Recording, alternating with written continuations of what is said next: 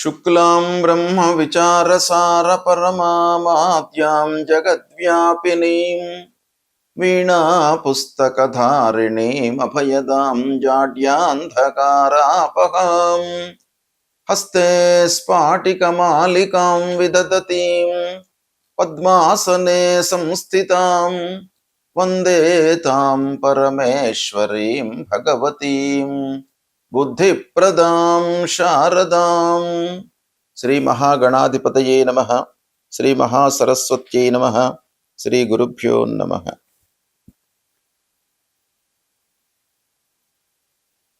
June నెలలో ప్రత్యేకంగా స్త్రీలకు గోచార ఫలితాలు ఎలా ఉన్నాయో తెలుసుకుందాం.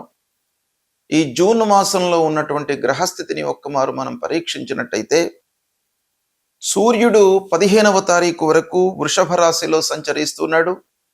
తదనంతరం మిథున రాశిలోకి ప్రవేశించి మాసాంతం కూడాను మిథున రాశిలో ఉంటున్నాడు. కుజుడు 20వ తారీఖు వరకు మేషరాశిలో ఉంటున్నాడు. తదనంతరం వృషభ రాశిలోకి ప్రవేశిస్తున్నాడు. ఇక బుధుడు 22వ తారీఖు వరకు మిథున రాశిలో ఉంటూ తదనంతరం కర్కాటక రాశిలో ప్రవేశించి మాసాంతం వరకు కర్కాటక రాశిలో ఉంటున్నాడు. గురువు 2వ తారీఖున ఉచ్చస్థానమైనటువంటి కర్కాటక రాశిలోకి ప్రవేశిస్తున్నాడు. శుక్రుడు 8వ తారీఖు వరకు మిథున రాశిలో సంచరిస్తున్నాడు. తదనంతరం కర్కాటక రాశిలోకి ప్రవేశించి మాసాంతం కూడాను కర్కాటక రాశిలో ఉంటున్నాడు. శనైశ్చరుడు మీనరాశిలో సంచరిస్తున్నాడు. రాహువు కుంభరాశిలో సంచరిస్తున్నాడు. కేతువు సింహరాశిలో సంచరిస్తున్నారు. ఈ విధంగా గ్రహస్థితి ఉంది.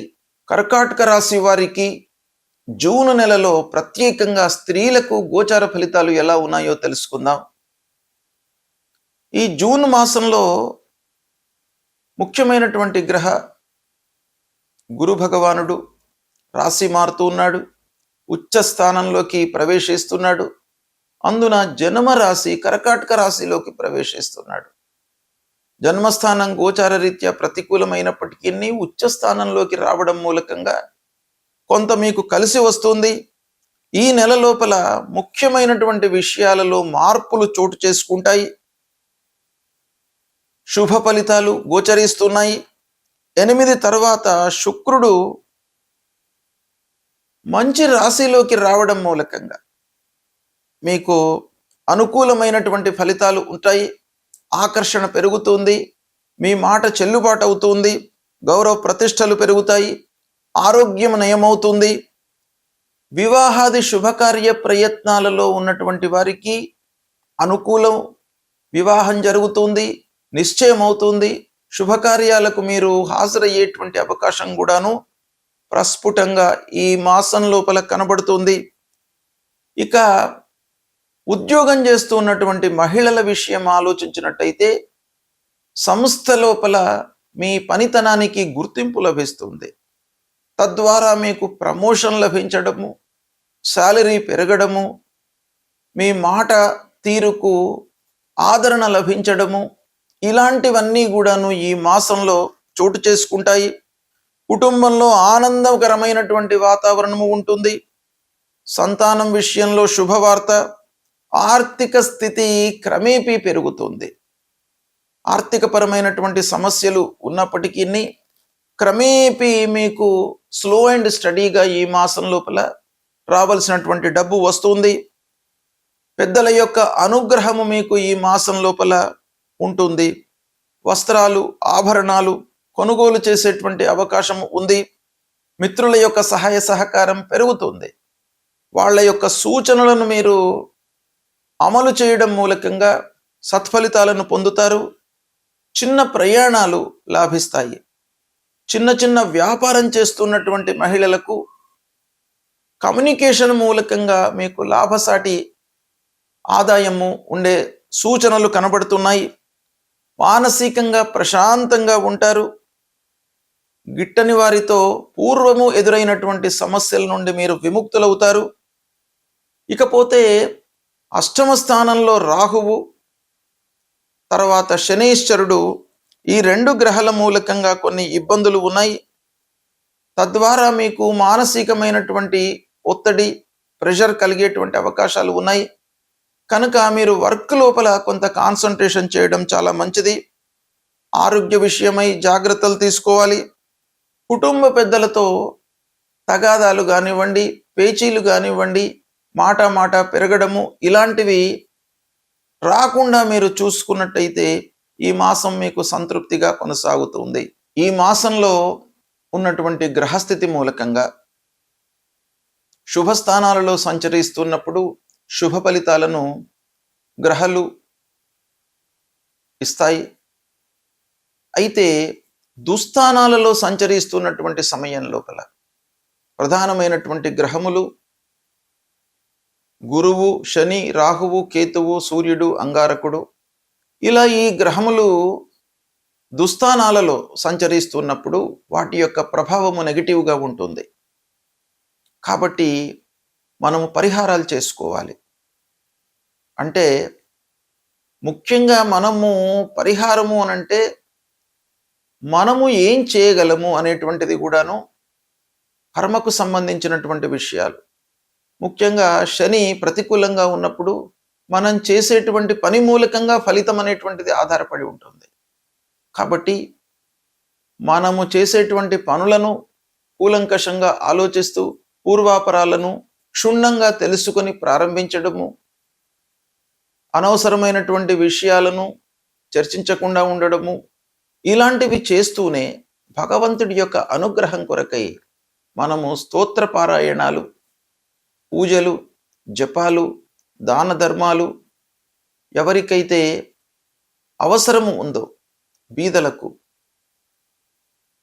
కూలీలకు, నిమ్న స్థితిలో ఉన్నటువంటి వాళ్లకు సహాయ సహకారాలు చేయడము, ఇవన్నీ కూడాను పరిహారం కిందికి వస్తాయి. పరిహారము అనగానే మనము జపం చేస్తూ కూర్చోవడం కాదు, అన్నీ కూడాను మనకు పరిహారం కిందికే వస్తాయి. అయినంత మట్టుకు బీదలకు మనం సహాయం చేయడం, చదువుకునేటువంటి విద్యార్థులకు, విద్యార్థినులకు పుస్తకాలు ఇవ్వడం, లేదా వస్త్రదానం చేయడం, వాళ్లకు మంచి సంస్థలో చేర్పించడానికి మనకు తెలిసినటువంటి ఆలోచనను పాస్ ఆన్ చేయడం, సహాయం చేయడం, ఇలాంటివన్నీ కూడాను పరిహారమే. కనుక పరిహారాలు ఈ విధంగా కూడాను మనం చేయవచ్చును. సమాజానికి ఉపయోగపడేటువంటి విషయాలపై మనం మనస్సు నిలుపుతూ అందరికీ సహాయం చేయాలి. తర్వాత దైవభక్తి కొరకై శని ప్రధానంగా మనకు ప్రతికూలంగా ఉన్నప్పుడు శనీశ్వరుడి యొక్క మూలమంత్రం నీలాంజన సమాభాసం రవిపుత్రం యమాగ్రజం ఛాయా మార్తాండ సంభూతం తం నమామి శనైశ్చరం అనేటువంటి మూలమంత్రాన్ని ప్రతినిత్యం చదువుకోండి. హనుమాన్ చాలీసా చదవండి. ఆంజనేయ స్వామి దేవాలయానికి వెళ్ళండి. ఆ శని ప్రభావం తగ్గుతుంది. నువ్వుల నూనెతో అభిషేకం చేయండి. నల్లటి వస్త్రము, ఇనుప ముక్క ఇవి దానంగా ఇవ్వండి. అన్నదానం చేయండి. ఇక గురువు కొరకై గురు ప్రీత్యర్థమై తల్లిదండ్రులను సేవించండి. పెద్దలను సేవించడము, గురు దర్శనాలు చేసుకోవడము, దక్షిణామూర్తి స్తోత్ర పారాయణము, గురు చరిత్రను చదువుకోవడము, దేవానాంచ ఋషీణాంచ గురుంకాంచన సన్నిభం వందనీయం త్రిలోకానాం తం నమామి బృహస్పతి అనేటువంటి మూలమంత్రాన్ని ప్రతినిత్యం కూడాను చదువుకోవడము, ఇవి చేసినట్టయితే మీకు గురువు అనుగ్రహం లభిస్తుంది. ఇక రాహుకేతువుల ప్రీత్యర్థమై మీరు అమ్మవారిని కొలవండి. అమ్మవారి దేవాలయానికి వెళ్ళండి. గణపతిని నిత్యం కూడాను మీరు కొలవండి. గణపతి స్మరణ చేయడము, గణపతిని దర్శించుకోవడం మూలకంగా మీరు చేసేటువంటి కార్యక్రమాలలో ఆలస్యం కానీ ఆటంకాలు కానీ రాకుండా ఉంటాయి. కాబట్టి గణపతిని, అమ్మవారిని మీరు పూజించండి. ఇక సూర్య భగవాను కూడాను మీరు ప్రతినిత్యం ఆరోగ్యం విషయమై, ఆరోగ్యమే మహాభాగ్యం గనుక మనిషి అన్నీ కూడాను అనుభవించాలి అనంటే మనకు ఆరోగ్యం బాగా ఉండాలి. కాబట్టి గ్రహస్థితితో నిమిత్తం లేకుండా సూర్య భగవానుడికి ప్రతినిత్యం కూడాను మీరు నమస్కారం చేసుకోండి. 12 సార్లు సూర్యుడికి నమస్కారం చేయండి. అర్ఘ్యప్రదానం చెయ్యండి. తద్వారా సూర్యుడి యొక్క అనుగ్రహం మూలకంగా మీకు ఆరోగ్యం బాగా ఉంటుంది. ఆరోగ్యము మనకు చాలా ముఖ్యమైనటువంటిది అన్నిటికంటే కూడాను. కాబట్టి ఆ సూర్యనారాయణుడి యొక్క అనుగ్రహము మీకు ఉండాలి. కనుక సూర్యుడికి నమస్కారం చేసుకోండి. వీలైతే సూర్య నమస్కారాలు చేయండి. అది మీకు యోగా విధానంగా సూర్య నమస్కారాలు ఉంటాయి. దాన్ని చేసినట్టయితే ఆరోగ్యము, మనస్సు, బుద్ధి ఇవన్నీ కూడాను మీకు అనుకూలంగా ఉంటూ అన్ని విషయాల లోపల కూడాను మీకు ఒక అభివృద్ధి మార్గంలోకి మిమ్మల్ని తీసుకువస్తుంది. కనుక అది చేయండి. విష్ణు సహస్రనామ పారాయణం చేస్తూ ఉండండి. ఇవి చేసినట్టయితే మీకు గ్రహస్థితి ఎలా ఉన్నప్పటికీ, దుస్థానాలలో సంచరిస్తూ ఉన్నప్పటికీ మిమ్మల్ని ఆ భగవంతుడు అన్ని రకాలుగా రక్షిస్తూ మీకు మంచి ఆలోచనలను ఇస్తాడు. కాబట్టి ఇవి చేయండి. శుభం.